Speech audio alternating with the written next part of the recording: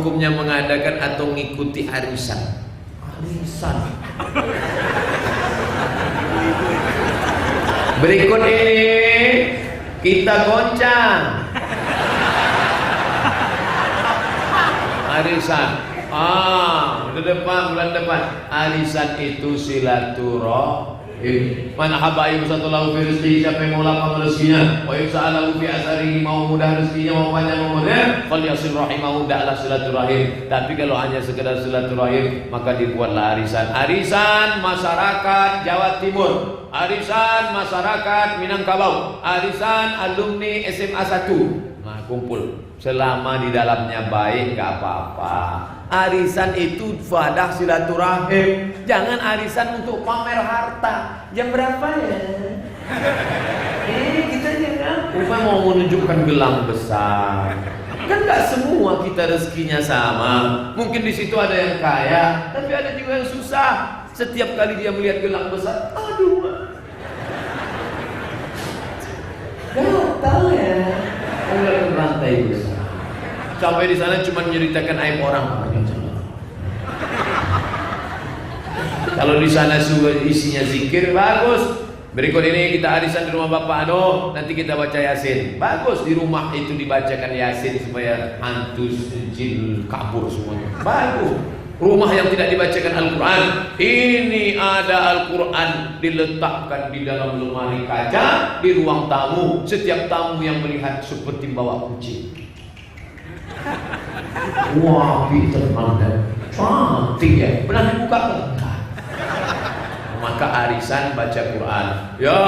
Yasin wal Quranil Hakim, innaka laminal mursalin.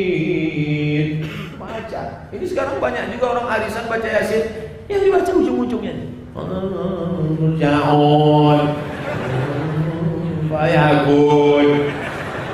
Pas baca rame-rame semua bisa baca. Tapi begitu satu-satu diperiksa, baca. Ya Asin. Kalau sampai baca Yasin, baca huruf Latin. Hanya belajar baca Quran. Berikut ini kita acara arisan nanti sore, kita akan selingi dengan pembacaan Yasin dengan bimbingan tajwid bersama Ustadz Imam Al-Mukarram Kiai Fulan. Nah, bagus, baik, nggak salah. Tapi kalau cuma datang begitu nggak tertarik Pak Ustadz, gimana kalau diisi dengan goncang uang? Ngumpulnya 100.000, 100.000, 100.000, 100.000, 100.000, 100.000. Setelah itu digoncang, pesertanya ada 100 orang, 100.000, 100 orang. Kalau gitu nariknya 10 juta. Ya bagus. Itu artinya ngutang.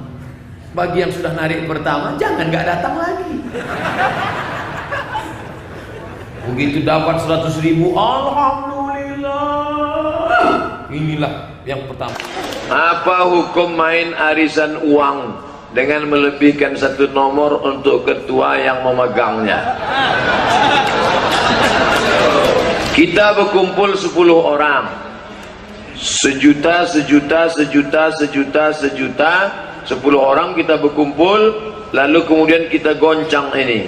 Nanti siapa yang namanya keluar dapat 10 juta. Tentu yang mengutip duit itu kan dia pakai Honda, pakai minyak, maka kita kasih dia duit biaya operasional, bukan satu nomor dikhususkan ke dia. Kira-kira berapa layaknya tukang kutip? Begitu kalau mau halal. Kalau tidak nanti bisa jatuh ke dalam riba. Apalagi arisan yang tak jelas pesertanya. Bu, ibu mau buat arisan ya? Ya. Saya kenalin narik, sekali narik berapa? 10 juta, tapi kau cuma nerima 9 juta, yang 10 itu bisa riba nanti. Jadi kalau mau kumpul kita 10 orang, sebetulnya akadnya itu akad hutang.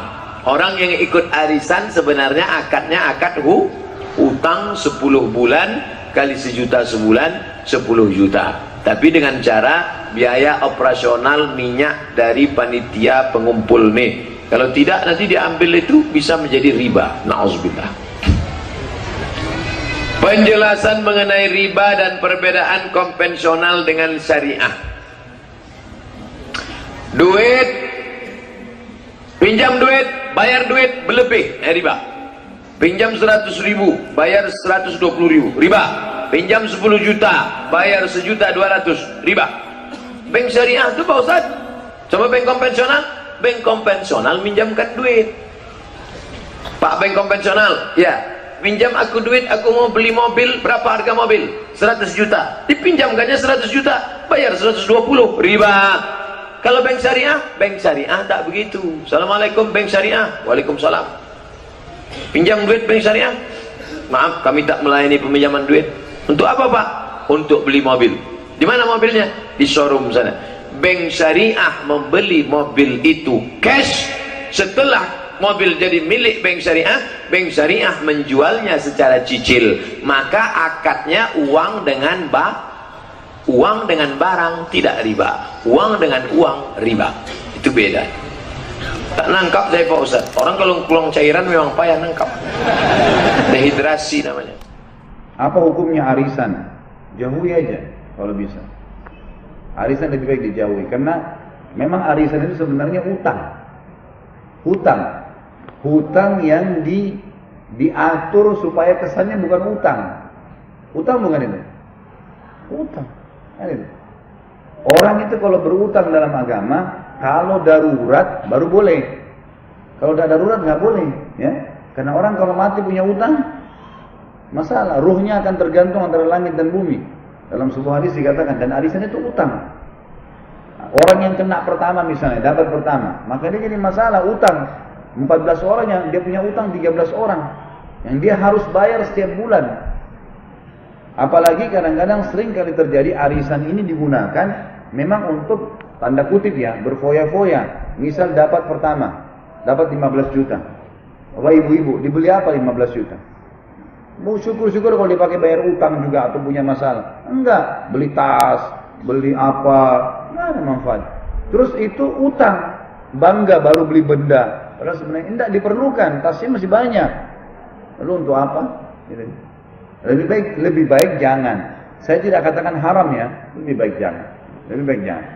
Satu-satunya yang dibolehkan oleh para ulama khusus masalah ini adalah kalau seseorang memang meniatkan bahwasanya arisan diadakan untuk ta'awun, untuk saling bantu. Memang dana diniatkan untuk sosial, sosial tiap bulan kita nabung 500.000 untuk siapa diantara kita yang butuh bantuan dikasih. Nanti dia akan dikasih siapa yang mendesak butuh. Misal, si fulan ini butuh betul susah dia bantu kena anaknya sakit, kena si fulan, apalah kasih, nggak masalah, gitu kan? Nanti kalaupun dia tidak mampu membayarnya, maka itu dimaafin misalnya. Memang dianggap itu kegiatan sosial. Jangan dijadikan sebagai ajang keuntungan, karena tidak ada keuntungan di arisan. Keuntungannya apa? Utang kok itu. Iya. Ibu-ibu suka ikut arisan nggak? Kalau ibu-ibu kayaknya pasti ada ya Bu ya. Kelompok arisannya ya, namanya ibu-ibu itu kayaknya hampir semua pasti pernah ikut arisan. Dan bahkan beberapa tahun terakhir ini di masyarakat kita itu berkembang bentuk-bentuk arisannya. Macam-macam Bu, ada arisan uang itu udah biasa ya. Arisan emas, terus arisan korban ada juga. Arisan haji, arisan motor, arisan panci aja ada ya. Nah, bagaimana sebenarnya hukum arisan di dalam Islam? Boleh atau tidak? Kita akan sama-sama ikuti tausiah Mama. Temanya adalah apakah arisan itu haram? Silakan. Bismillahirrahmanirrahim. Assalamualaikum warahmatullahi wabarakatuh. Alhamdulillah dzikrihi tatmainnal qulub bi fadlihi tubbarudz dzunub.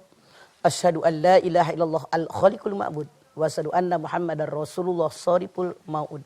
Wassalawatullahi wassalamuhu ala sayyidina Muhammad wa ala alihi wa ashabihi wa ahli taqwa wa ma'rifatihi wa man tabi'ahum bi ihsanin ila yaumiddin. Apakah arisan itu haram? Apa sih nama arisan? Dalam kamus bahasa Indonesia, arisan itu uang atau barang yang dikumpulkan oleh sekelompok manusia dengan kerelaan hati, bukan dengan paksaan. Lalu dikocok, diundi. Nah, salah seorang di antara mereka dapat yang pertama, yang kedua, dan selanjutnya. Sampai seluruh anggota arisan tadi mendapatkan jumlah yang sama. Tadi Abdel bilang, sekarang berkembang arisan. Arisan korban, arisan umroh, arisan haji, panci. Itu paling sering panci. Muka ibu udah kayak panci semua dah. Arisan. Apakah yang nama arisan dalam Islam diperbolehkan? Ternyata arisan ini bukan hanya di negara kita. Di Arab sendiri. Semenjak tahun 9 Hijriah itu sudah ada yang disebut dengan arisan. Nah, bagaimana dengan hukum arisan? Kelompok pertama mengatakan arisan itu diharamkan. Kenapa diharamkan? Karena mereka berpendapat arisan itu menghutangkan dan dia berutang. Ngerti nggak? Menghutangkan dan dia berutang. Kalau orang yang dapat pertama seumur-umur ngutang, duit yang dia pegang duit orang semua. Kalau orang yang dapatnya terakhir, dia orang yang ngutangin nih, utang duit saya, duit saya, duit saya. Dia terakhir dapat. Nah, kalau yang dapat yang kedua, yang ketiga, dia ngutangin dan dua dia ngutang. Udah mah dia ngutangin sama orang, dia juga ngutang. Tuh. Ini yang dilarang. Kata ulama yang pertama. Yang diharamkan. Kenapa? Rasul bersabda, hindarkan oleh kalian hutang. Karena hutang membuat resah gelisah di malam hari dan terhina di siang hari. Maka Rasul bersabda, jangan sekali-kali kalian untuk berhutang kecuali kepepet. Rasul melarang, tidak boleh ngutang kecuali kepepet. Nah, jadi ulama ini alasannya seperti ini. Karena dihutang, menghutangkan, ngutang itu dilarang. Kalau kepepet, makanya lebih baik tidak usah ngutang. Ulama pertama mengatakan arisan adalah haram, titik. Ulama yang kedua mengatakan arisan itu boleh, tidak diharamkan. Alasannya apa? Wa ta'awanu 'alal birri wat taqwa wa la ta'awanu saling menolong dalam kebaikan dan takwa, saling tolong menolong. Jangan saling tolong menolong dalam keburukan, dosa dan maksiat. Nah, ulama yang kedua mengatakan arisan itu saling tolong menolong. Kalau blok sekaligus kita punya duit, tidak bisa nabung deh tuh dengan cara arisan. Bulan ini yang dapat si A, bulan besok si B, bulan besok si C. Tolong menolong. Makanya ulama yang kedua mengatakan arisan diperbolehkan. Artinya kita saling tolong menolong dalam kita bermasyarakat, meringankan beban orang lain. Saya ambil contoh. Misalnya saja kalau di kampung ada yang arisan rumah. Tipenya berapa? Habis dananya berapa? Ini boleh-boleh. Asal sepakat semua yang arisan tadi. Tidak ada yang curang. Mana yang curang? Begitu dia udah dapat kabur. Nah ini yang salah. Ada yang suka begitu? Ada. Mana orangnya? Oh. Anda wajib tanggung jawab dong jadi orang. Kalau Anda pengen pakai duit orang, duit Anda pun harus rela dipakai sama orang. Jangan curang. Makanya suka banyak yang megang arisan yang ngeluh. Aduh capek saya megang arisan. Emang kenapa? Nombok mulu. Lah resiko megang arisan. Makanya kalau nggak mau pengen nombok mulu mah jangan megang arisan. Cuman maaf dalam tanda kutip yang salah di masyarakat kita. Terutama di pedesaan yang megang arisan memotong 10%. Ini rampok. Haram tahu. Zakat aja ya kalau perintahkan cuma 2,5%. Di kita mana? Megang arisan, megang tabungan, motongnya sampai 10%. Ini yang diharamkan. Kenapa? Kegedean. Bang berapa persen Del? 2,5 juga nggak nyampe. Makanya iya. Zakat aja perintah lo 2,5%. Nah mana yang megang arisan? Dosa lo.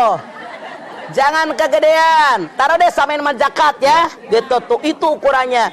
Jadi jangan sampai kita sudah nolongin orang tapi dosa juga. Yuk, pakailah Al-Qur'an dan sunnah Rasul biar kita selamat dunia sampai akhirat kita.